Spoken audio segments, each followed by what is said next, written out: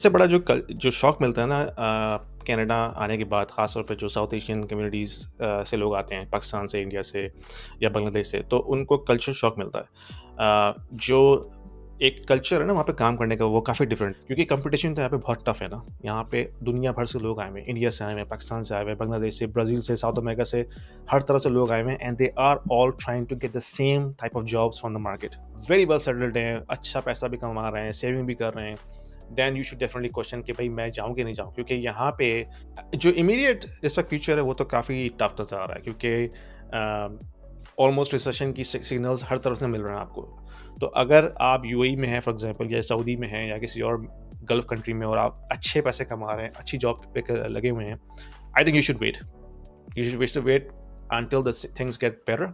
तो on average आप 5 से साढ़े 5,000 मंथ फिक्स्ड कॉस्ट रखें अपनी एक एवरेज फैमिली की, अगर आपने जीटी जैसे एरिया में रहना है। जी दोस्तों, वेलकम अगेन। अच्छा, आज की वीडियो जो है वो एक स्पेशल वीडियो है इसलिए क्योंकि एक पॉडकास्ट है एक पर्सनल फाइनेंस कोच के साथ जो कि कनाडा के पर्सनल फाइनेंस कोच हैं और उनका एक अपना यूट्यूब चैनल भी है, मिस्टर यासीन निज़ामी, जो कि अपने चैनल पे जो है शेयर करते हैं knowledge with regards to personal finance, economy, finances and all. तो उनको मैंने इनवाइट किया कि वो आए इस चैनल पे और हमको बताएं कि कनाडा की जॉब मार्केट कैसी है, कनाडा में जो है वो किस किस्म की सैलरीज आप एक्सपेक्ट कर सकते हैं, कॉस्ट ऑफ लिविंग कैसी है। तो ये सारी इन्फॉर्मेशन देने के लिए यासीन जो हैं वो आए हैं और उस पे मैंने इस चैनल पे उनसे पॉडकास्ट की है और उनसे सारे सवाल पूछे। तो फ़ायदा ये होगा आपको, स्पेशली बिकॉज बहुत से लोग जो हैं वो ये सवाल करते हैं कि क्या ये सही टाइम है कनाडा आने का। हम जॉब मार्केट्स के नंबर देख रहे हैं, हम देख रहे हैं कि जो है वो इकोनॉमी स्लो डाउन हो रही है, ग्लोबल इकोनॉमी जो है वो डिसरे में है, लॉट ऑफ थिंग्स, बहुत सी चीज़ें जो हम न्यूज़ पे सुनते हैं। तो ये क्या ये सही वक्त है कनाडा आने के लिए, ये बुरा वक्त है, क्या हमको आना भी चाहिए नहीं आना चाहिए, क्या हमको नौकरियां मिलेंगी नहीं मिलेंगी, कैसी नौकरियां मिलेंगी, क्या हमको सैलरी मिलेगी अच्छी नहीं मिलेगी, क्या कॉस्ट ऑफ लिविंग इतनी है कि हम सर्वाइव कर सकते हैं। ये सारे सवाल with regard to your economics, finances, job, इन सब के जवाब इस पॉडकास्ट में यासीन हमको देंगे। So without further wait, let's go into the podcast. However, there is one wait I want to hold you on for, which is a special request. Please अगर आपको इस वीडियो से थोड़ा भी फ़ायदा हो, लाइक का बटन और सब्सक्राइब का बटन ज़रूर दबाएं। इससे फ़ायदा ये होता है कि मैं और मेरी वाइफ बतूल जो कि इस चैनल पे कंटेंट डालते हैं with regards to how you can move to North America, settle in North America, और अपनी सारी जर्नी शेयर करते हैं, हम दोनों मोटिवेट होते हैं ताकि हम मज़ीद कंटेंट डाल सकें इस चैनल पे और बेहतर कर सकें अपने कंटेंट की क्वालिटी को। अब वेट ख़त्म हो गया है and let's get rolling into the podcast.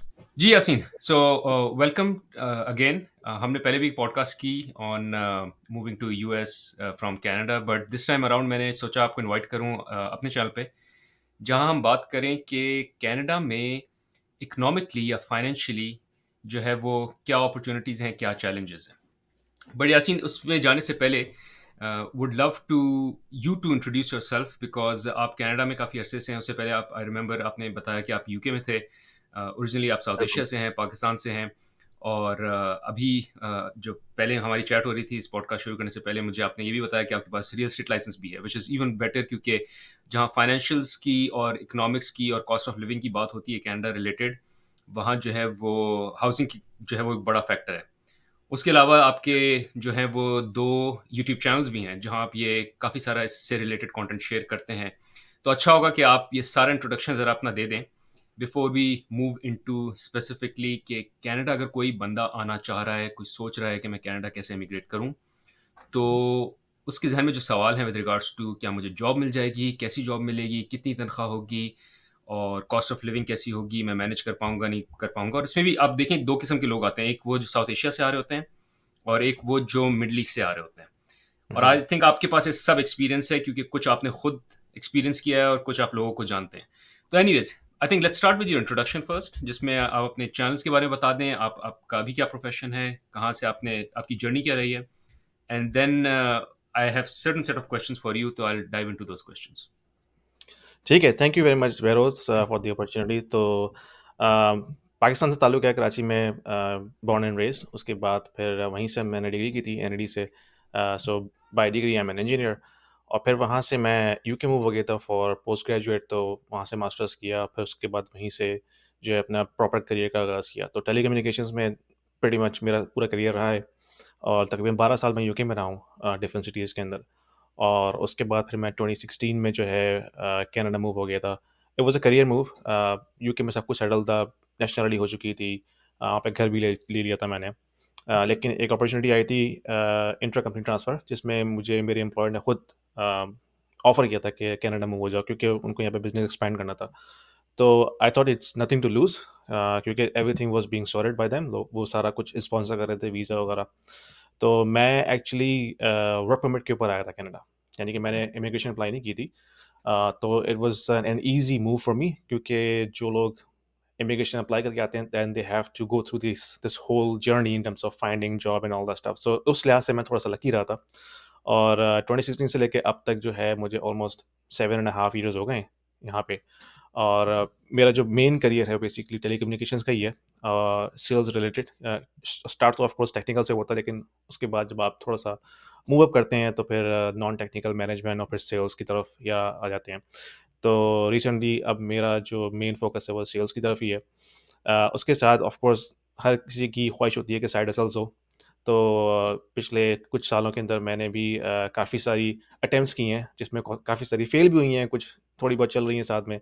तो मैंने रियल एस्टेट लाइसेंस लिया था, जिसके बाद से मैंने थोड़ा बहुत रियल एस्टेट का काम शुरू किया, यहाँ पे बाइंग, सेलिंग, रेंटिंग।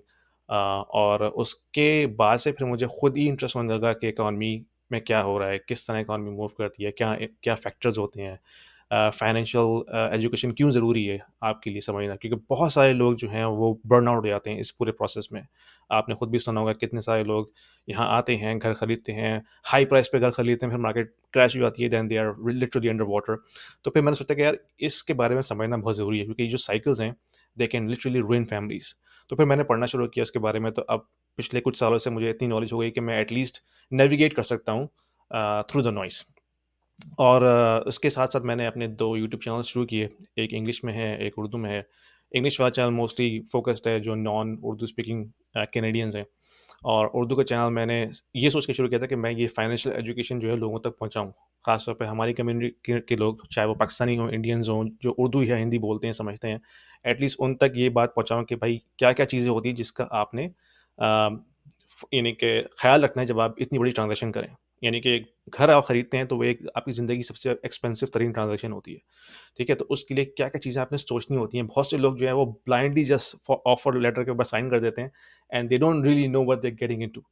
तो ये चीज़ें फिर मुझे एहसास हुआ कि मैं खुद इस जर्नी से गुज़रा हूँ। 2017 में जब मार्केट क्रैश हुई थी, तब मैं भी उस वक़्त फँसा था, और बहुत काफ़ी बुरा फँसा था। लेकिन फिर मैंने लेसन लर्न किया कि भाई किस तरह मैंने जो है इससे अपने आप को बचाना है और लोगों को किस तरह अवेयरनेस देनी है। तो उसके बाद से फिर वो यूट्यूब चैनल चलना शुरू हो गया। फिर टिकटॉक पे भी मैंने अपने आप को थोड़ा बहुत प्रमोट किया, तो काफ़ी अब थोड़ी-सी ऑडियंस हो गई है। और मुझे काफ़ी इंटरेक्शन भी मिलता है लोगों से। लोग मुझसे क्वेश्चन करते हैं, तो आई फ़ील हैप्पी कि लोग अब इस नॉलेज को जो है एप्रिशिएट कर रहे हैं, और ताकि इससे उनकी अपनी लाइफ में थोड़ा बहुत फ़ायदा हो। तो ये एक छोटा जर्नी है, और इसी पे आज हम बात करेंगे, तो I am more than happy to help. Thank you Yaseen, wonderful journey. और बहुत सी चीज़ें मुझे जो नहीं भी पता थी, although you and I communicate a lot, but there are few things that I didn't know about you from before, so thanks for the introduction. और मैं अमूमन ये कहता हूँ, बिकॉज ये चैनल मैं मेंटेन करता हूँ अपनी वाइफ के साथ, और जब हम कनाडा आ रहे थे, आई विश कि इस तरह का कोई रिसोर्स जैसे आपका चैनल है, या जैसे हम जो अपने चैनल पे कोशिश करते हैं, एग्जिस्ट करती, बिकॉज हमारा डिसीजन बहुत डिफरेंट और अच्छा हो जाता। डिफरेंट से मुराद ये नहीं कि ऐसा नहीं कि मैं कनाडा मूव नहीं करता, मैं बिल्कुल कनाडा मूव करता, बट ये कि I would have been more prepared, I would have made less mistakes. क्योंकि क्या ही अच्छा है कि आप लोगों की गलतियों से सीखें वर्सेस आप खुद गलतियां करके सीखें। जिस तरह आपने एग्जांपल दी, प्रॉब्ली आपके पास ये रिसोर्स नहीं होगी, आपने खुद मिस्टेक की, फिर सीखा, बिल्कुल। और फिर जो है वो इवेंचुअली लर्न किया। तो इसमें दो एस्पेक्ट्स हैं, एक तो अपनी ईगो को मारना कि इट्स ओके, मैं किसी और से कुछ सीख सकता हूँ। तो मेरी ईगो जो है वो असल में बहुत बड़ी है, और मैं कोशिश करता हूँ विद पैसेज ऑफ टाइम और विद एज कि मैं अपनी ईगो को जो हूँ वो कम से कम रखूँ, बिकॉज उसने हमेशा मुझे कॉस्ट ही दी है। और दूसरा ये अवेलेबिलिटी ऑफ रिसोर्सेज। तो थैंक यू फॉर जो आपका चैनल है, मैंने उसको as an I watch it as well, and it's great content, और मैं उसके दोनों आपके चैनल के लिंक्स जो हैं I will leave in the description of this video. But let's move to our topic, which is पहला सवाल ये आता है, बहुत बेसिक सा सवाल है, और मैं बहुत इसको रफ तरीके से आपके पास प्रेजेंट करूंगा, and you can take it wherever you want to take it. क्या मुझे जॉब मिलेगी नहीं मिलेगी कनाडा में? और ये सवाल एक ऐसे से भी आता है जो कि लेट्स से साउथ एशिया में है या मिडल ईस्ट में। So you can take both. अगर दोनों के डिफरेंट आंसर्स हैं, that is fine as well. अगर एक ही आंसर में आप इसको एड्रेस कर सकते हैं, तो कर दें कि कितना मुश्किल है जॉब मिलना, कितना टाइम लगेगा, क्या मुझे मिलेगी या नहीं मिलेगी, किस लेवल की मिलेगी? All of these questions which a typical immigrant may have. Any thoughts on that? बिल्कुल, बिल्कुल। देखिए, सबसे बड़ा जो शॉक मिलता है ना कनाडा आने के बाद, ख़ास तौर पे जो साउथ एशियन कम्युनिटीज़ से लोग आते हैं, पाकिस्तान से, इंडिया से या बांग्लादेश से, तो उनको कल्चर शॉक मिलता है। जो एक कल्चर है ना वहाँ पे काम करने का, वो काफ़ी डिफरेंट है। आपने भी वहाँ पे टाइम गुज़ारा है, आपको पता है कि वहाँ पे जो मैनेजर की एक्सपेक्टेशन होती है या कोलीग्स की एक्सपेक्टेशन होती है, वो बिल्कुल डिफरेंट है यहाँ पे। तो एक तो कल्चर शॉक होता है, तो आपको सबसे पहले अपने आप को उस फ्रेम ऑफ माइंड में लेके आना पड़ता है। फिर यहाँ की मार्केट डिफरेंट है, यहाँ पे जॉब्स जो हैं वो काफ़ी डाइवर्स हैं। यानी कि अगर मैं पाकिस्तान की बात करूँ, अगर आपने इंजीनियरिंग डिग्री की हुई है तो आपके पास बहुत लिमिटेड चॉइसेस होती हैं उस डोमेन के अंदर जॉब्स अ, यानी कि हासिल करने की। यहाँ पे वो डोमेन काफ़ी एक्सपैंड हो जाता है, ठीक है? आप सपोर्ट में जा सकते हैं, आप ऑपरेशन में जा सकते हैं, आप नॉन टेक्निकल वर्क कर सकते हैं, ठीक है? वो कंपनी इंजीनियरिंग से रिलेटेड है, लेकिन आप हो सकता है परचेज़िंग में चले गए, ठीक है? आप जो है वो ऑर्डर मैनेजमेंट में चले गए, तो यहाँ पे जो आपका जो डोमेन है वो काफ़ी खुल जाता है। तो यहाँ पे जो एम्प्लॉयर है वो ये नहीं देखता कि आपके पास डिग्री किस मेन डिसिप्लिन में है। अगर आपको थोड़ा बहुत एक्सपीरियंस है, आपको नॉलेज है किसी बात की, किसी काम की, they can appreciate you and they can give you the task. Pakistan में खास तौर पे ये होता है कि भाई आपके पास इलेक्ट्रिकल इंजीनियरिंग की डिग्री है, तो आपने सिर्फ़ इसी डोमेन में काम करना है और जो इंटरव्यूअर है वो भी आपको उसी तरह से जो है स्क्रीन करेगा। तो दैट्स अ बिग डिफरेंस। तो जब आप यहाँ आएँ तो आप अपना होराइज़न थोड़ा-सा बड़ा कर लें कि भाई मेरे पास सिर्फ़ एक लाइन की जॉब नहीं है, मेरे पास जो डोमेन है वो काफ़ी ब्रॉड है and I can try anything. अब उसमें करना ये होता है कि आपको अपने आप को तैयार करना पड़ता है कि आप किस हद तक जो है अपने आप को फ्लेक्सिबल कर सकते हैं। ठीक है? बहुत से लोग जो हैं वो काफ़ी रिजिड होते हैं इस मामले में कि भई मैंने जो जो चीज़ मैंने सीखी है मैंने उसी पे जॉब करनी है, इसके अलावा कुछ और मैंने नहीं करना। लेकिन कुछ लोग होते हैं वो काफ़ी एडैप्टेबल होते हैं, वो अपनी स्किल्स को जो है बढ़ाते हैं, ट्रेनिंग करते हैं, सर्टिफ़िकेशंस करते हैं। अगर आपने लेट्स से पिछले 10 साल ऑपरेशंस में काम किया और यहाँ आके आपको कुछ और करना पड़ रहा है, तो आप गूगल सर्टिफ़िकेशंस कर रहे हैं, माइक्रोसॉफ्ट की सर्टिफ़िकेशन कर रहे हैं, तो आप कंप्लीटली अपने आप को चेंज कर रहे हैं। तो that is very much encouraged और ये करना भी चाहिए क्योंकि जो टेक्नोलॉजी वर्ल्ड है वो काफ़ी तेज़ी से चेंज हो रही है ना, तो आपको अपने आप को भी उस हिसाब से अडैप्ट करना पड़ता है वरना जो है फिर चॉइसेस आपके पास काफ़ी लिमिटेड हो जाती हैं और फिर बड़ा मुश्किल हो जाता है जॉब करना। तो जॉब मिल जाती है, लेकिन उसके लिए आपको अपने आप को प्रिपेयर करना पड़ता है कि अगर एडैप्टेबल माइंडसेट के साथ आ रहे हैं पाकिस्तान से या इंडिया से, then it is much easier versus अगर आप उसी माइंडसेट से आ रहे हैं कि भाई मैंने इसी डोमेन में जॉब करनी है, जो मेरा 10 साल का एक्सपीरियंस है, then of course it becomes very difficult. अच्छा, time for one quick and very important break. अगर आप अपनी वेल्थ को ग्रो करना चाहते हैं कनाडा में और इन्वेस्ट करना चाहते हैं स्टॉक मार्केट में जिसके थ्रू आपकी वेल्थ ग्रो हो सकती है, तो ये एक ऑनलाइन ब्रोकर है जिसको मैं यूज़ करता हूँ, जिनका नाम है quest trade. It is one of the best online brokers. मैं इनको पिछले 7 साल से यूज़ कर रहा हूँ। देर अमेजिंग।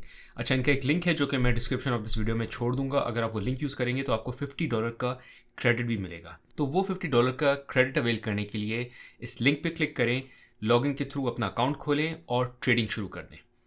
ठीक है।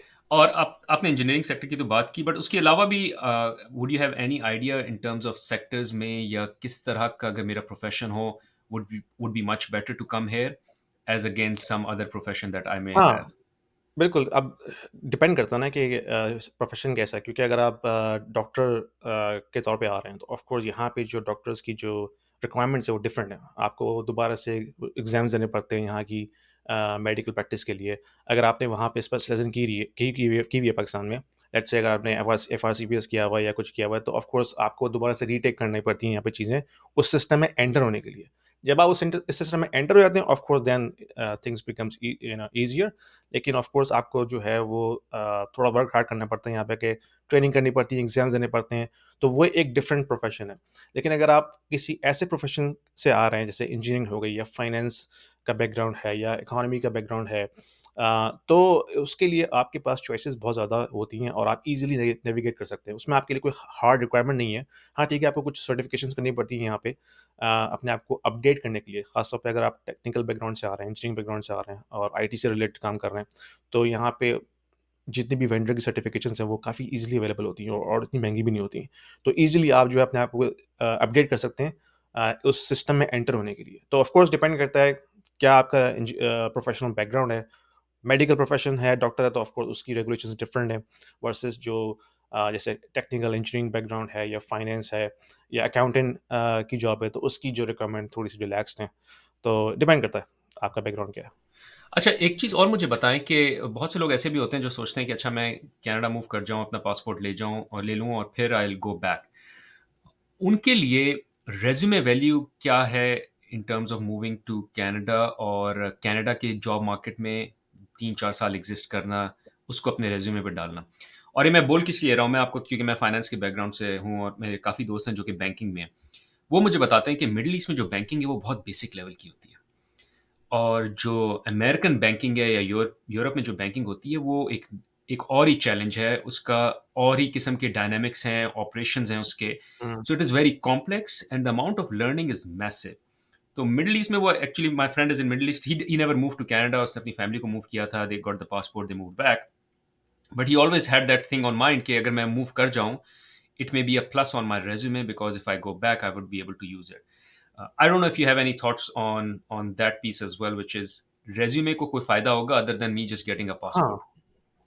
डेफ़िनेटली फ़ायदा तो होगा क्योंकि जितना आपका एक्सपीरियंस डाइवर्सिफ़ाइड होता है, उतना आपको एज तो मिलता है कंपेयर टू अदर कैंडिडेट्स क्योंकि जब आप अब जैसे मैंने मुख्तलिफ़ कंट्रीज़ में काम किया हुआ है। पाकिस्तान में काम किया, फिर मैं यूके आ गया, यूके में काम किया और यूके में भी जब मैं काम कर रहा था, तो मेरी जॉब जो थी वो ट्रैवल बेस्ड यानी कि मैं दूसरे मुल्कों में जाके प्रोजेक्ट्स करता था।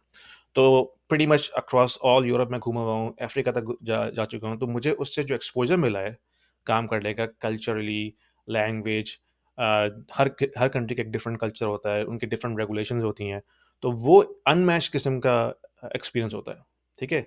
और इसी तरह अगर आप कनाडा आ रहे हो, कनाडा में अगर आपने जैसे माइनिंग सेक्टर में काम किया हुआ है या आपने बैंकिंग सेक्टर में काम किया हुआ है, तो उनकी रेगुलेशंस काफ़ी डिफरेंट हैं। और वो एक आपको डिफरेंट एक्सपोज़र देती है जब आप उस एक्सपीरियंस को लेके कहीं और जाते हैं, तो जो एम्प्लॉयर है वो एप्रिशिएट करता है कि भाई तुमने जो है इतना टाइम लगाया है इस इंडस्ट्री में, तो वहाँ की रेगुलेशंस काफ़ी स्ट्रिक्ट हैं, तो तुम तो यहाँ पे बहुत ईज़िली परफ़ॉर्म कर सकते हो क्योंकि यहाँ पे रेगुलेशन जो है वो काफ़ी अ, रिलैक्स्ड है फॉर एग्ज़ाम्पल। और अगर आपको नेगोशिएट भी करना है जो गवर्नमेंट बॉडीज़ होती हैं, जो कि रेगुलेशंस डिक्टेट करती हैं, तो इट हेल्प्स अ लॉट कि अगर आपकी जो एक्सपीरियंस है वो इस हिसाब से है कि आप दुनिया के दूसरे मुल्क की रेगुलेशन भी जानते हैं। ये मैं एग्ज़ाम्पल दे रहा हूँ, अगर आप माइनिंग सेक्टर से आ रहे हैं या फॉर एग्ज़ाम्पल बैंकिंग सेक्टर से आ रहे हैं क्योंकि कनाडा के जो बैंक्स हैं वो काफ़ी स्टेबल कंसीडर किए जाते हैं फ्रॉम रेगुलेशन पर्सपेक्टिव यानी कि सिंस 2008 फाइनेंशियल क्राइसिस यहाँ पे और इवन नॉर्थ अमेरिका में भी ओवरऑल बैंकिंग सेक्टर ने काफ़ी स्ट्रिक्ट रेगुलेशंस इंट्रोड्यूस की थी ताकि जो मिस्टेक्स हुई थी 2008 में वो रिपीट ना हो। तो कनाडा उस हवाले से काफ़ी जो है वो स्ट्रिक्ट है रेगुलेशन के हवाले से। तो उससे ऑफ कोर्स आपको एज तो मिलेगा। अगर फॉर एग्ज़ाम्पल आप फाइनेंस के सेक्टर से आ रहे हैं, तो आपने अगर यहाँ पे काम किया हुआ है, तो आपने समझा हुआ है ऑपरेशंस को कि भई क्या इनकी रिक्वायरमेंट है, क्या रेगुलेशंस है। फिर उसको अगर आप लेके यूएई जाते हैं या सऊदी जाते हैं या इवन पाकिस्तान जाते हैं, तो ऑफ कोर्स उसका एक्सपीरियंस आपको मिलेगा क्योंकि बैंकिंग सिस्टम जो है वो नेशनल नहीं होता, वो मल्टीनेशनल होता है। आपके डिफरेंट बैंक से रिलेशनशिप्स होती हैं, तो ऑफ कोर्स वो चीज़ें हेल्प तो करेंगी। Got it, very clear. अच्छा, अब इसी से रिलेटेड और may be not related but I will ask a different question which is but है जॉब से रिलेटेड ही, कि एक और क्वेश्चन ये आता है कि क्या मुझे उसी लेवल की जॉब मिलेगी जिस लेवल पे मैं हूँ? Maybe call it manager, senior manager, hmm, director, VP, whatever. मेरा एक्सपीरियंस ये रहा है कि it's very challenging, but would want to hear from you as well कि चैलेंजिंग है या नहीं है और अगर है तो क्यों है? हाँ। और उसका इमोशनल या उसका जो है ईगो हल क्या है? अगर तो कोई हुँ। है। बहुत अच्छा सवाल किया आपने। अच्छा, इसमें मैं थोड़ा-सा लकी रहा था क्योंकि जैसे कि मैंने बताया कि मैं इंट्रा कंपनी ट्रांसफ़र होके आया था। तो जो पोज़ीशन मेरी वहाँ थी यूके में, मुझे उससे काफ़ी इम्प्रूव पोज़ीशन मिली थी यहाँ पे क्योंकि वो मैं एज़ अ मैनेजर आया था, वहाँ पे मैं इंडिविजुअल कंट्रीब्यूटर था। जो प्रेमिस था मुझे यहाँ लाने का वो यही था कि मैंने आके यहाँ पर टीम बिल्ड करनी है। ठीक है? क्योंकि बिज़नेस एक्सपेंड होता है। तो मेरा केस थोड़ा-सा डिफरेंट था। लेकिन ओवरऑल अगर मैं देखूँ यहाँ पे लोगों को, तो ऑफ़ कोर्स वो स्ट्रगल करते हैं। यानी कि अगर आप एज़ ए डायरेक्टर काम कर रहे थे दुबई में या एज़ ए वीपी काम कर रहे थे पाकिस्तान में, तो ज़रूरी नहीं है कि आपको उसी लेवल पे यहाँ पे जॉब मिलेगी क्योंकि आप एज़ अ फ्रेश एंट्रेंट इस मार्केट में एंट्री कर रहे हैं, ठीक है? आप यहाँ का कल्चर, यहाँ का एक्सपीरियंस लैक कर रहे हैं। अगरचे आप 2-3 साल शुरू में लगा लें यहाँ पे आके किसी भी जॉब के ऊपर, then you can of course leverage your previous experience. ठीक है? तब आप कह सकते हैं कि हाँ भाई, मैंने यहाँ 2 साल लगा दिए, 3 साल लगा दिए, I know the culture, I know the system, किस तरह मैंने नेविगेट करना है, किस तरह मैंने रिक्रूटर से बात करनी है।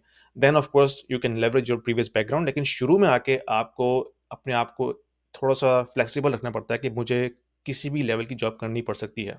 ठीक है? Just to enter into the market. जब आप मार्केट में एंटर हो जाते हैं, अब अपना जो है, जो पाथ जो है खुद ही क्रिएट करना शुरू करते हैं, आपकी रिलेशनशिप बनना शुरू हो जाती है मैनेजर से, डायरेक्टर से, लोगों के साथ, रिक्रूटर के साथ। Then you can of course leverage your previous background, लेकिन शुरू में आते ही आपको ज़रूरी नहीं है कि आपको उस लेवल की जॉब मिलेगी। बहुत से लोग जो हैं वो उसमें स्ट्रगल करते हैं, और इसमें जितनी जल्दी आप अपनी ईगो को मार लें, उतना अच्छा है। क्योंकि अगर आप उस फ्रेम के अंदर जितनी देर तक रहेंगे, आपको वो उतना ही नुकसान देगी। अगर आप रिजिड रहेंगे कि भाई नहीं, मैंने तो वीपी लेवल से कम जॉब करनी नहीं है, then you could wait 6-8 months और even 1 year before you can find a job. तो जितना जल्दी उसको मार लें, उतना बेहतर है। अच्छा, एक इंपॉर्टेंट और क्विक कॉल आउट। अगर आप मेरी तरह ग्लोबली पैसे भेजते हैं, यानी कि Pakistan, India, Bangladesh, middle east, between Canada and US, तब ये ऐप जो है, जिसका लिंक मैं डिस्क्रिप्शन में छोड़ दूंगा इस वीडियो की, आपके लिए बहुत इंपॉर्टेंट है। क्योंकि इस ऐप को यूज़ करने से आपको ना सिर्फ बेस्ट रेट्स मिलेंगे, बल्कि आपका जो ट्रांसफ़र है वो बहुत इंस्टेंटली हो जाएगा। मैं इस ऐप को यूज़ करता हूँ to send money across different countries. आप भी यूज़ करें और इस बेनिफिट का फ़ायदा उठाएं। अगर आप ये लिंक यूज़ करेंगे, जो कि लिंक मैं इस वीडियो के डिस्क्रिप्शन में छोड़ूंगा, तब आपको इस लिंक को यूज़ करने से $10 से $20 का क्रेडिट भी मिलेगा। तो जल्दी से अपना अकाउंट खोलें और फ्यूचर ट्रांसफ़र के लिए इस ऐप को यूज़ करें। Thank you. I agree and आपने बहुत अच्छी बात की, क्योंकि मैंने भी ये देखा है कि पहला साल ट्रांजिशनरी होता है, स्ट्रगल होती है। अगर आप वो पहला साल निकाल लें, बाकी आप you will always be able to. I have seen people going back to the level जिस लेवल से वो आए थे, या इवन हायर, बट पहला साल नहीं होगा वो।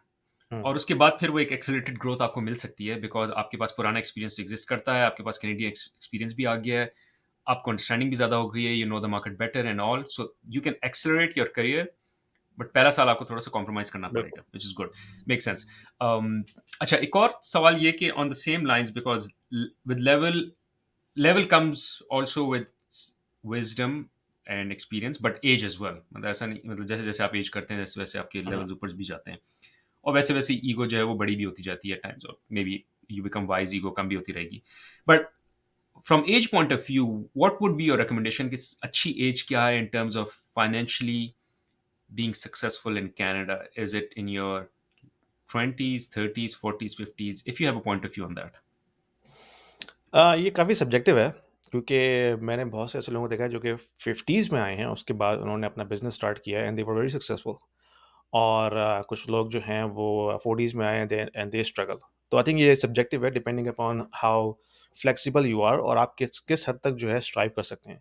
तो अम, अगर ऑन एवरेज देखा जाए, तो ऑफ कोर्स जितनी जल्दी आप आएँ उतना बेहतर है। जितना आपके अंदर यंग स्पार्क होगा, उतना ज़्यादा आप ईज़िली जो है वो चीज़ों को नेविगेट कर सकते हैं।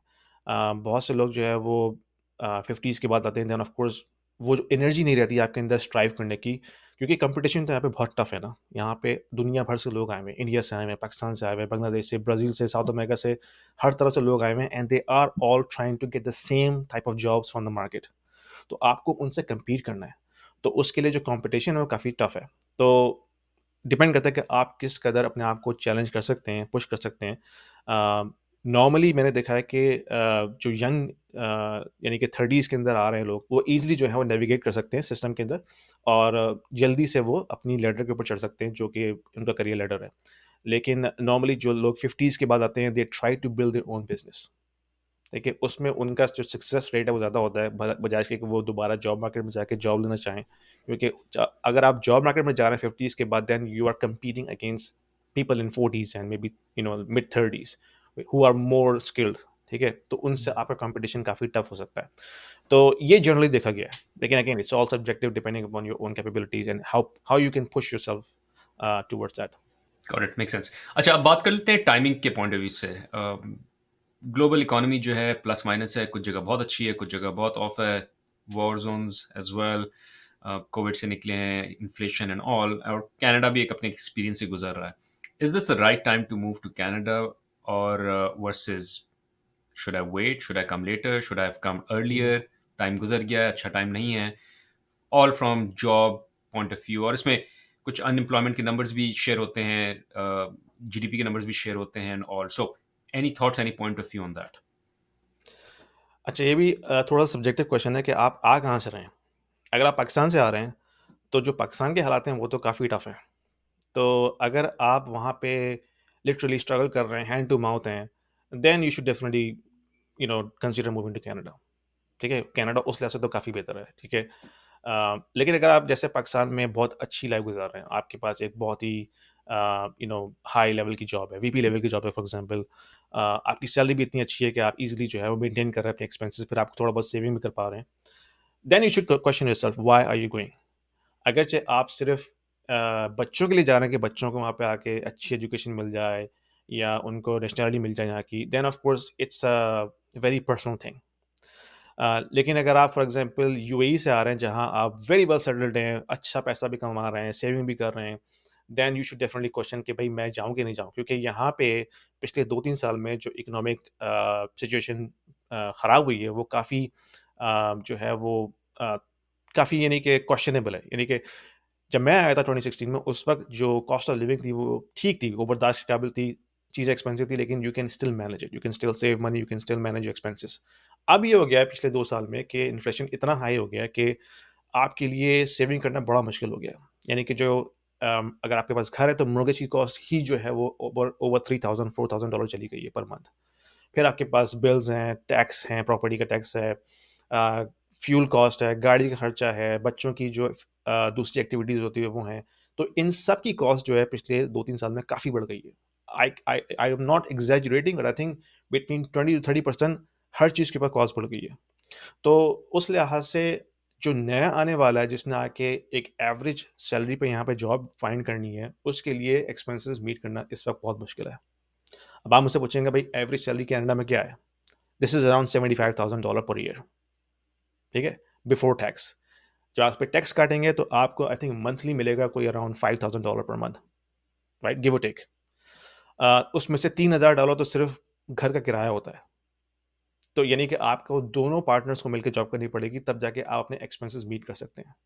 तो डिपेंड करता है कि आप कहाँ से आ रहे हैं। अगर आप यूएई से आ रहे हैं जहाँ आपकी लेट्स से 30,000 40,000 दिरहम सैलरी है महीने की। आप ईज़िली अपने एक्सपेंसेस मीट कर रहे हैं, सेविंग भी कर रहे हैं, एक अच्छी लाइफ़स्टाइल गुज़ार रहे हैं, then it's very tough choice for you to leave everything behind and then move to Canada and struggle in this high inflation environment.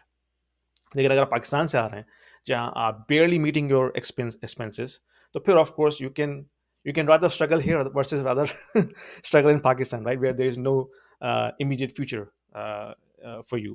तो डिपेंड करता है कि आपका जो ओरिजिन है वो कहाँ से है, और अगर आप रिस्क ले सकते हैं तो is it worth taking risk और नॉट? I think that's the question that somebody have to answer first. Good good inputs and based on your readings और आप जितना जितना पढ़ते हैं जितना समझते हैं आपको अगले कुछ short term long term future कैसा लग रहा है सो फॉर इंस्टेंस अगर लेट्स से मैं मिडल ईस्ट से आ रहा हूँ मेरी जॉब लगी हुई है वहाँ I am earning well I am thinking yaar maybe this year is not a good year maybe I should I just got my landing I did my landing I have 3 years तो मैं आज चला जाऊँ या मैं 3 साल इंतजार कर लूँ and probably I am thinking so depending on the answer may be it could be a guidance saying कि maybe I should hmm, wait or no maybe it's good time to move now again मैं बहुत short term बहुत long term भी नहीं कह रहा but बहुत short term भी नहीं कह रहा हुँ। कॉल इट 3 to 5 years में अगर आपने डिसाइड 3 to 5 years की विंडो हो what do you see in the future coming up अम, जो इमीडिएट इसका फ्यूचर है वो तो काफ़ी टफ नज़र आ रहा है क्योंकि ऑलमोस्ट रिसेशन की सिग्नल्स हर तरफ से मिल रहे हैं आपको। यूरोप में जर्मनी ने डिक्लेयर कर दिया है, जापान ने डिक्लेयर कर दिया है रिसेशन, यूके ऑलमोस्ट डिक्लेयर हो चुका है रिसेशन में। कनाडा भी to some extent is already in recession, वो गवर्नमेंट डिक्लेयर नहीं कर रही है, वो अलग बात है। लेकिन अगर आप इकोनॉमिक फंडामेंटल देखते हैं तो द जीडीपी जो है वो अभी भी नेगेटिव में है, अगर आप पर कैपिटा उसको मेजर करते हैं। तो उस लिहाज से तो इकोनॉमी काफ़ी स्ट्रगल कर रही है एंड मुझे लगता है कि अगले 2-3 साल में इसको लगेगा टाइम इतना उसको रिकवर करने के लिए। क्योंकि जो डिस्टॉर्शन हुई है ना कोविड के बाद से वो काफ़ी उसके काफ़ी जो है वो लॉन्ग टर्म इफ़ेक्ट्स होते हैं। फिर अगर ये जो 2 वॉर्स चल रही हैं यूक्रेन में और मिडल ईस्ट में, अगर ये एक्सटेंड होती हैं जो कि लग रहा है एक्सटेंड होगी, उसका फिर ऑफ कोर्स बहुत ज़्यादा और नेगेटिव इम्पैक्ट भी आएगा ग्लोबल इकोनॉमी पे। तो इमीडिएट आई थिंक अगले 3 साल में तो सिचुएशन काफ़ी टफ नज़र आ रही है। हो सकता है चीज़ें बेहतर हो जाएँ जल्दी, कुछ कह नहीं सकते। अगर ये जंग जो है वो ख़त्म हो जाती है, लिमिट हो जाती है, then of course things could get better much sooner. लेकिन अगर ये प्रोलॉन्ग होती है तो ऑफ कोर्स उसका काफ़ी नेगेटिव इम्पैक्ट आएगा। तो अगर आप यूएई में हैं फॉर एग्ज़ाम्पल या सऊदी में हैं या किसी और गल्फ़ कंट्री में और आप अच्छे पैसे कमा रहे हैं, अच्छी जॉब पे क लगे हुए हैं, I think you should wait. You should wish to wait until the things get better. और फिर उसके बाद आप जो है अगर आपके पास टाइम है फॉर एग्ज़ाम्पल अगर आपके पास लेट्स से इमिग्रेशन आपने ली हुई है एंड यू स्टिल हैव 2 और 3 years left before you can come, I think you can wait. लेकिन अगर आपके पास टाइम नहीं है and you must avail that opportunity और आप उसको एक्सटेंड भी नहीं कर सकते, then of course it's a decision that you have to make between pros and cons.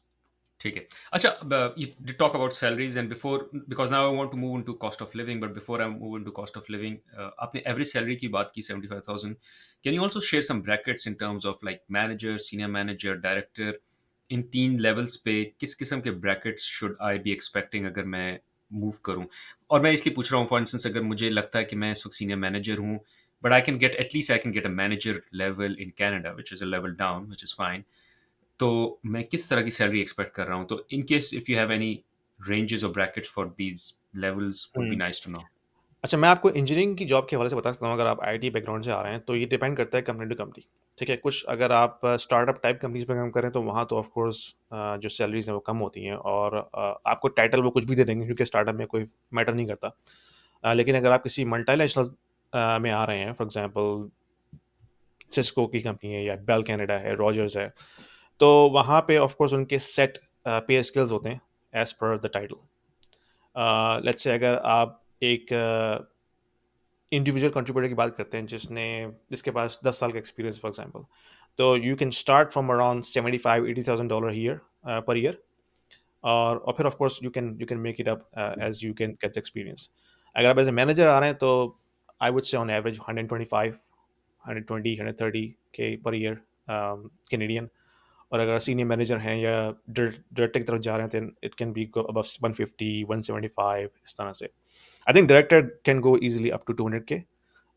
लेकिन उससे नीचे अगर सीनियर मैनेजर है, तो 150, 175 इज एवरेज सैलरी। और फिर उसमें कुछ बोनसेस भी होते हैं, ऑफ कोर्स ये बेसिक सैलरी की बात कर रहा हूँ मैं। ठीक है। उसमें फिर बोनसेस भी होते हैं।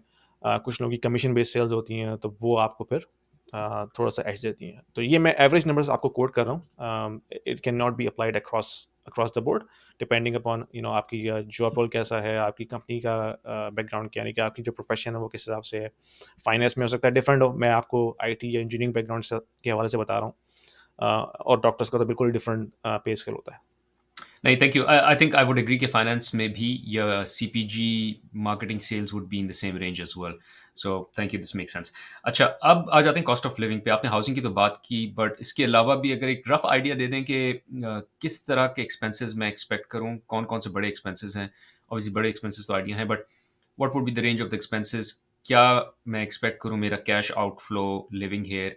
और ये सवाल अमूमन उन लोगों के लिए इंपॉर्टेंट होता है जो कहते हैं, जो यहाँ बगैर जॉब के आ रहे हैं, एंड दे आर लाइक मैं कितने पैसे जो हूँ वो कम से कम मेरे पास होने चाहिए for me to live okay at least for 6 months और अ ईयर। तो उसमें एक हम्म, आइडिया होना चाहिए कि यार मेरा मंथली इतना खर्चा होगा। So would you have any idea around that? और अच्छा, एक हाँ। बात और भी अच्छी होगी, क्योंकि आपने हाउसिंग में बात की और हाउसिंग बहुत महंगी है। Is there a way to cut all of this cost as well, bring it down? And if there are ways, what are those ways? So would be nice for you to talk about them. And the reason I say हाँ। it because you made an expression. I'll give you one example. There, I अभी थोड़ा सा topic बड़ा हो रहा है, but मैं इसमें बात करना चाहूंगा, विच हम्म, इज मैं अमूमन अपने जो देसी फ्रेंड्स हैं उनसे ये बात करता हूँ कि देर इज अ प्रीमियम हम देसीज पे करते हैं फॉर बीइंग देसीज और बीइंग एसोसिएटेड टू देसीज। अच्छा, उसका मतलब क्या है? मैं एज अ देसी जो हूँ वो कोशिश करूंगा कि मैं मिसेस सागा मिल्टन में जाके रहूं। बिल्कुल, अच्छा, मैं समझ मिसेस गया समझ सागा और गया। मिल्टन में मैं रहूंगा तो मुझे उसका एक हाँ, प्रीमियम देना है। बिल्कुल। और वो प्रीमियम अगर मैं गोरा होता तो मैं आराम से अवॉइड कर सकता, लेकिन चूंकि मुझे रहना अपनी कम्युनिटी में और वो कम्युनिटी एक्सपेंसिव कम्युनिटी है और सब ने वहीं आके रहना है, तो उसकी प्राइसेस बढ़ रही हैं। तो ये एक एक रीजन है। So I don't know, maybe there could other ways be other ways as well. So would like for you to talk what should I expect for cost of living? Is hmm. There a way to optimize it? So पहले cost of living में बात कर लेते हैं। Cost of living जो है, उसका सबसे बड़ा जो मेजर फैक्टर है, वो आपका घर का रेंट या मॉर्गेज है, ठीक है? अगर आपने घर ओन किया हुआ है, तो आपकी जो मॉर्गेज है, लेट्स से हम बेस लाइन कर लेते हैं एक town house, 3 bedroom town house आपके पास जीटीए के किसी एरिया में है, और उसकी मॉर्गेज ईज़िली अगर आपने पिछले 6 या 7 साल में खरीदा है, अराउंड 3500 होगी ऑन एवरेज, ठीक है? ये सिर्फ मॉर्गेज है। फिर आपने इस पे प्रॉपर्टी टैक्स देना है, जो कि अराउंड 3 टू $400 पर मंथ होता है।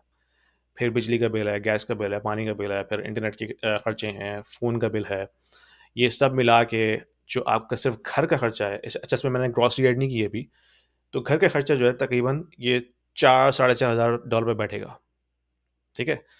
फिर आपके ग्रोसरी का बिल है, $1500 तो आप लगा लें महीने के, ग्रोसरी का बिल, ठीक है?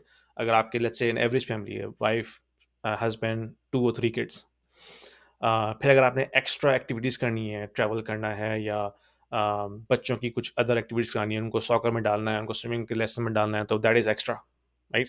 तो ऑन एवरेज आप 5 से साढ़े 5,000 मंथ फिक्स्ड कॉस्ट रखें अपनी एक एवरेज फैमिली की, अगर आपने जीटी जैसे एरिया में रहना है। और ये मैं बहुत कंज़र्वेटिव बता रहा हूँ, अगर आपने थोड़ी बहुत एक्स्ट्रा एक्टिविटीज़ करनी है, it can go up 7,000 7 and $8,000।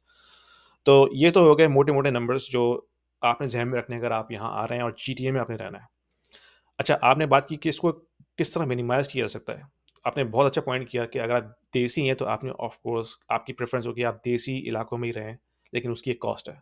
मैं जानता हूँ जब ये पैंडेमिक में घरों की कीमतें बढ़ना शुरू हो गई थी, तो ऐसे बहुत से गोरे कोलीग्स मेरे थे जिन्होंने अपना यहाँ पे जीटीए में घर बेचा, बहुत अच्छी प्राइस पे बेचा और न्यू ब्रंसविक जैसे इलाके में जाके उन्होंने 3 या 4 प्रॉपर्टीज़ खरीद ली और बड़े-बड़े मैंशन्स ले लिए और वहाँ जाके बड़े आराम से वो रहना शुरू हो गए और रिमोटली काम कर रहे थे। तो ये गोरों का माइंड होता है कि वो अपने आप को डेट से निकालते हैं जितना हो सकता है, ताकि अपनी जो लायबिलिटी से कम रखें। हमारा प्रॉब्लम ये देसियों का कि हमने जो है वो देसी इलाकों में रहना है, चाहे उसके लिए हमें 2 मिलियन मॉर्गेज ही क्यों ना उठानी पड़ जाए। तो that is something again subjective है कि किसकी क्या प्रेफ़रेंस है। मैं भी जीटीए में रहता था, मैंने रिसेंटली मूव किया है, अपने आप को जीटीए से बाहर निकाला है, ताकि मैं अपनी लायबिलिटी थोड़ी कम करूँ क्योंकि मेरी भी मॉर्गेज काफ़ी ऊपर हो गई थी। तो I thought that's a wise financial decision. ठीक है, मुझे अपनी वाइफ़ से नेगोशिएट करना पड़ा क्योंकि she was not agreeing to that. लेकिन मैं उसको बताया कि भाई अगर हम नहीं करते तो then we are spending $4,000 per month just on mortgage. तो क्यों हम अपना जो कैश फ्लो है इतना बर्बाद करें सिर्फ जीटीए में रहने के लिए जो कि 1 आवर ड्राइव है यहाँ से जहाँ मैं रहता हूँ। We can easily be in GTA any time, it's just an hour away. तो फिर उसके बाद समझ में आई तो फिर हमने इसको डिसीजन को लिया। लेकिन बहुत से लोग ये डिसीजन नहीं लेते क्योंकि उन्होंने जीटीए में ही रहना है। भले ही वो 5,000 मॉर्गेज भी दे दें महीने की, they can still do it. So ये सब्जेक्टिव है, लोगों की अपनी प्रेफ़रेंस है। लेकिन आई थिंक अगर लोगों के पास फाइनेंशियल एजुकेशन हो, उनको पता हो कि how much is the debt trap for them, अगर वो कंटिन्यू इस तरह की मॉर्गेज को पाइल अप करते रहते हैं, then they can realize it's a disaster for future.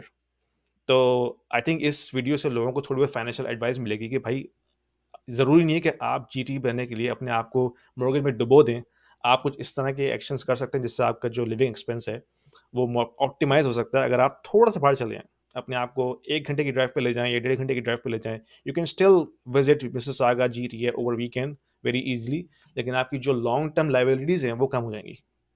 अच्छा, तो मुझे 2 चीज़ें बताएँ इसमें। एक तो आपकी कॉस्ट ऑफ लिविंग कितनी कम हो गई मूव करने से? If you can throw a number in dollars और परसेंटेज बोथ विल वर्क। और दूसरा आई ये थिंक बताएँ कि आप हाँ, कैसे मैनेज कर रहे हैं अपना social life, social circle and not just talking about you, for people, for main especially going it's very different. math wise, it's very easy. हाँ। But I'm sure your wife still, it was harder for your wife. But how are you managing, and how does she feel, or you as a family feel about that decision now, socially as well? So give me hmm. both. Of course ये काफ़ी tough decision था हमारे लिए, और इसका काफ़ी pressure मेरी तरफ से था। मेरी वाइफ शुरू में नहीं थी, एग्री कर रही थी। लेकिन आई आई मुझे मैंने इसको समझाया कि भाई फाइनेंशियली भी हमें चीज़ें देखनी है अपने फ्यूचर के लिए, अपने बच्चों के लिए कि how how we can survive financially, specially अगर रिसेशन आ जाता है अगले 10 साल में और हालात जो है इतने अच्छे नहीं रहते कि हम मज़ीद जो सेविंग कर सकें, तो why don't we start doing right now? तो फिर मैंने बताया कि भाई मेरी जो आउटगोइंग है मॉर्गेज की वो $4,000 पे चली गई है इस इंटरेस्ट रेट के ऊपर, और ये अभी की बात नहीं है, अगले 2 साल की। It is going to go for next 30 years, क्योंकि जो एमोर्टाइज़ेशन है हमारी वो अभी भी 30 इयर्स पे ही है, क्योंकि इंटरेस्ट रेट जो वेरिएबल था, तो मेरी पहले 25 साल थी, वो बढ़ के 30-40 साल पे चली गई थी क्योंकि वो इंटरेस्ट उससे कवर नहीं हो रहा था। तो उसको देखते हुए मैंने समझा कि भाई ये सिचुएशन है and we have to manage somehow. ठीक है, हमें थोड़ा-सा सैक्रिफाइस करना पड़ेगा सोशली, थोड़ा-सा यहाँ से हट के। लेकिन होता ये है कि चूँकि कनाडा की पॉपुलेशन इतनी बढ़ रही है, आप थोड़ा-सा भी दूर जाते हैं ना, तो आपको वहाँ भी कम्युनिटी मिलना शुरू हो जाती है। अब मैं जिस एरिया में रहता हूँ, मैं बता देता हूँ, पेरिस ब्रेंटफोर्ड से करीब एक एरिया है और वो बेसिकली कैम्ब्रिज और ब्रेंटफोर्ड के दरमियान में है। तो आपको 2 मेजर सिटीज़ मिलते हैं। कैम्ब्रिज भी आपके पास 20 मिनट्स की ड्राइव पे है और ब्रेंटफोर्ड भी। और लास्ट फ्यू ईयर्स के अंदर काफ़ी लोग जीटीए से मूव होके यहाँ आए हैं। तो वो जीटीए वाले लोग ही हैं जो यहाँ पे आके सेटल हो रहे हैं। तो आपको कम्युनिटी तो मिल जाती है, ठीक है? और ओवर टाइम चीज़ें ऑफ कोर्स जो है डेवलप होती हैं। जब हम आए थे तो यहाँ पे एक छोटा-सा प्लाज़ा वो अंडर कंस्ट्रक्शन था। अब यहाँ पे वो ऑलमोस्ट फुल हो गया है और शॉप्स भी खुल गई हैं। तो टाइम के साथ-साथ चीज़ें मैनेज हो जाती हैं। थोड़ा-सा आपको सैक्रिफाइस करना पड़ता है ऑफ कोर्स। जीटीए वाली बात तो ऑफ कोर्स नहीं है यहाँ पे कि आपको हर गली के ऊपर जो है वो एक हलाल टेक अवे मिल जाएगा। लेकिन अगर आप थोड़ा-सा 20-25 मिनट ड्राइव कर लें तो आपको सारी चीज़ें मिल सकती हैं। आप किशनर चले आएँ, कैम्ब्रिज चले आएँ या ब्रेंटफोर्ड चले आएँ तो आपके पास चीज़ें रीच में हैं। अगर आप जीटीए जाना है आपने तो it's an hour drive away. Of course आप जीटीए रोज़ाना तो नहीं जाते। अगर आपने डाइनिंग आउट करना है तो आप वीकेंड पे ही जाते हैं। अगर आपने किसी से सोशली मिलना है, किसी की दावत पे जाना है, घर पे जाना है, तो you typically go out on weekends. तो वो आप यहाँ से भी कर सकते हैं। अच्छा डिपेंड करता है कि आपकी जॉब नेचर क्या है। अगर आप रिमोटली काम कर रहे हैं then you can do this. लेकिन आपने ट्रैवल करना है एवरी डे टोरंटो या GTA then of course it's a difficult choice. तो ये एक फैक्टर था मेरे लिए जो मेरे लिए आसान था कि मैं घर से काम करता हूँ तो मेरे लिए इट डज़न्ट मैटर कि मैं जीटीए में रहूँ या जीटीए से बाहर रहूँ। तो ये सोच के फिर हमने ये फैसला किया था। ठीक है, गॉट इट, मेक सेंस। अच्छा, एक चीज़ और ये कि बहुत से लोग जब कनाडा आते हैं वो सोशल सिक्योरिटी सोच के भी आते हैं। सोशल सिक्योरिटी है, सोशल सोशल सिक्योरिटी है, चाइल्ड बेनिफिट्स हैं और इंश्योरेंस है, एम्प्लॉयमेंट इंश्योरेंस है, ये सब चीज़ें हैं। How much of that was a play, और ये आपको लगता है कि मतलब उसकी from quantity point of view या from hmm, absolute amount point of view कितनी हेल्पफुल होती है इवेंचुअली जब आप यहाँ आ जाते हैं? और ये सब चीज़ें हम इसलिए सोच रहे होते हैं क्योंकि हम पाकिस्तान में या मिडल ईस्ट में चीज़ें एग्ज़िस्ट नहीं करती, तो हमको लगता है कि यार जॉब चली गई तो कुछ भी नहीं है मेरे पास, सोशल सिक्योरिटी नहीं है, सोशल नेट नहीं है, कोई सेफ्टी नेट नहीं है। अ, पर यहाँ आके for how long was has that been a play for you to say कि यार मैं एक अच्छी जगह पर आया हूँ जहाँ मैं सेफ फ़ील करता हूँ, यहाँ मैं अच्छा फ़ील करता हूँ। हुँ। बिकॉज़ जॉब और सैलरी पॉइंट ऑफ व्यू से तो हमने कहा कि सैलरीज़ कम है, जॉब जो है वो लेवल 1 नीचे लेना पड़ेगा, won't be the same title and all. But क्या ये बेनिफिट अभी भी आपके माइंड में उतना ही प्ले करता है जितना पहले करता था किसी, या if not for you any immigrant who's coming, या over a period of time it wades out, या ये इतना हुँ। छोटा बेनिफिट है कि लगता बहुत बड़ा है बट आके यहाँ आपको पता चलता है कि इतनी कोई बड़ी बात है नहीं सोशल सेफ्टी या नेट होना? हाँ, अगेन डिपेंड करता है कि आप कहाँ से आ रहे हैं। फॉर एग्ज़ाम्पल अगर आप पाकिस्तान से आ रहे हैं तो ये इट्स अ बिग बेनिफिट। वहाँ तो कोई बेनिफिट है ही नहीं ना। You are on your own. अगर आप बीमार भी जाएँ तो आपने अपने अपने खर्चे पे आपने इलाज करवाना है और वहाँ अगर आपने अच्छे हॉस्पिटल में जाना है तो then it's going to cost a lot of money. और अगर खुदा ना ख़ास्ता अगर आपको कोई मेजर आपको कोई बीमारी हो जाए तो फिर तो आपकी जितनी सेविंग होती है वो भी जाती है, फिर आप कर्ज़ में भी आ जाते हैं। तो पाकिस्तान में तो ऑफ़ कोर्स वो आपके पास बेनिफिट है ही नहीं। तो अगर कोई पाकिस्तान से आ रहा है तो ऑफ़ कोर्स उसके लिए एक बहुत बड़ा, यार ये बहुत तंग कर रहा है कैमरा। तो पाकिस्तान से अगर कोई आ रहा है तो उसके लिए तो बहुत बड़ा एडवांटेज है। ठीक है? ना सिर्फ़ उसको चाइल्ड बेनिफिट मिलेगा, उसको फ्री हेल्थ केयर मिलेगी। खुदा ना ख़ास्ता अगर आपको कैंसर हो जाता है या इस तरह की कोई बड़ी बीमारी होती है, then you know you are safe, you are covered from medical expenses. So that's a big, big, big relief, specially you are coming from Pakistan. Uh, public education यहाँ पे फ्री है, लेकिन इट्स क्वेश्चनेबल। ठीक है? ऑफ़ कोर्स जो पिछले कुछ सालों में जो वोकनेस यहाँ पे स्प्रेड हुई है, एलजीबीटीक्यू के एजुकेशन के हवाले से, किस जिस तरह से वो कंटेंट प्रमोट होता है स्कूल में, दैट इज़ क्वेश्चनेबल। अगर आप उससे ओके हैं, then you can still avail free education. यहाँ पे एलिमेंट्री, सेकेंडरी एजुकेशन फ्री है। यूनिवर्सिटी में जाके आपको ऑफ कोर्स पे करना पड़ता है, लेकिन still it is less than for international students. अगर आप एज़ एन इंटरनेशनल स्टूडेंट आते हैं, तो फिर तो आपको 3 टाइम्स पे करना पड़ता है यहाँ पे जो लोकल पे करता है।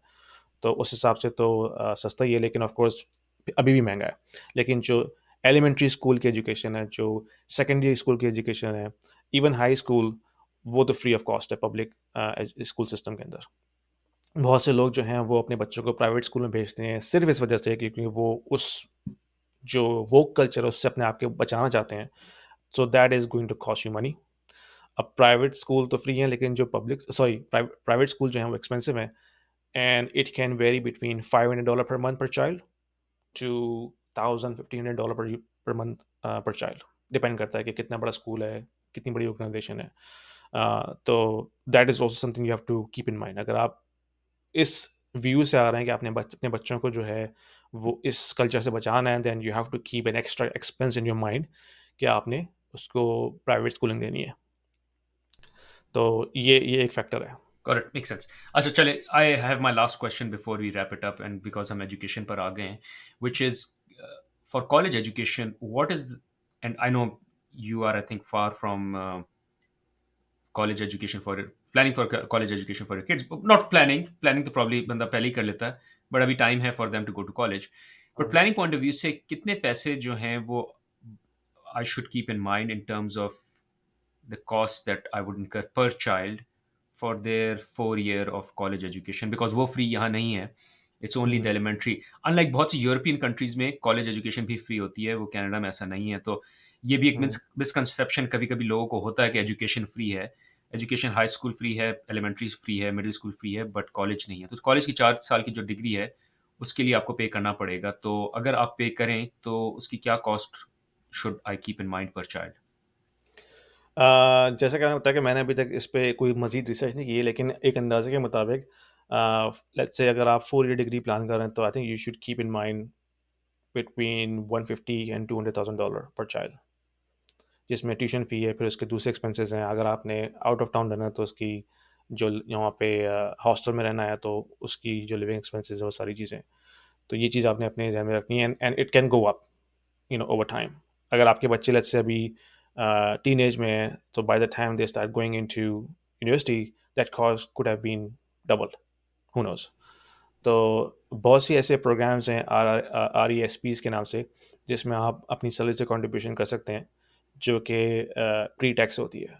तो वो फंड आपका बच्चों के एजुकेशन के यूज़ हो सकता है. Correct. Thank you Yasin. Yasin, this was wonderful. बहुत अमेजिंग आपने जो है वो इसमें वैल्यू शेयर की है, and thank you for answering all the questions as well. I think this is really valuable.